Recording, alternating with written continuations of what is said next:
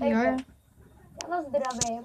Kamera jede, klapka jede, jedem. Takže já vás vítám u našeho úplně prvního videa a na našem kanále. Já jsem Hugo a ten, kdo natáčí, To je nepříjemný ten blesk, ale jsem Marix. Marix. Takže naše úvodní video bude o tom, abyste se seznámili, kolik nám je let a takový, Teď vidím úplný prd. abyste věděli, kolik nám je let, takový, co máme rádi a takový věc, abyste nám do komentářů případně napsali nějaký voloviny. Dobrá, než si řeknu něco já o sobě, mě 14 let, mám rád sporty a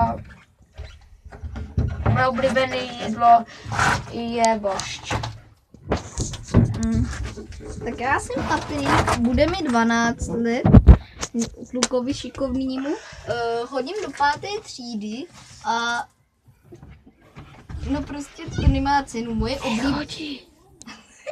Moje oblíbené jídlo je gulášová polévka. Patriku, já ti tam viděl Haxenu. Tady tenhle buzerat nad náma, nebo vedle nás je naprosto retardovaný kluk, Tě vidět. neboli Hugův brácha. No to bude asi všechno ke mně, tak už mi dej tu kameru, ty buzerante tam stojí. Jak chci získat? Já jsem médium.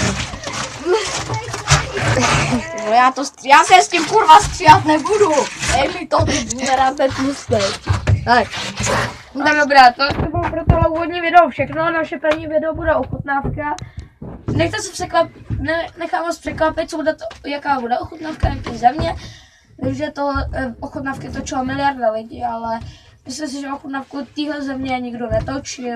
Takže si doufám, že se vám to bude líbit. Máte se na tohle někdo bude koukat, doufám, že se na to někdo bude koukat. Nebo vás zabiju.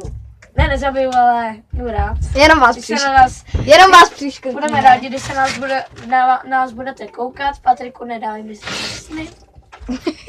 To je efekt. Hashtag pro efekt. To neříš. A tohle je pro naše tohle video všechno. My se s váma loučíme. A Dáreček, páreček. Pane bože, nekopíruj Goga. Já to pálí ten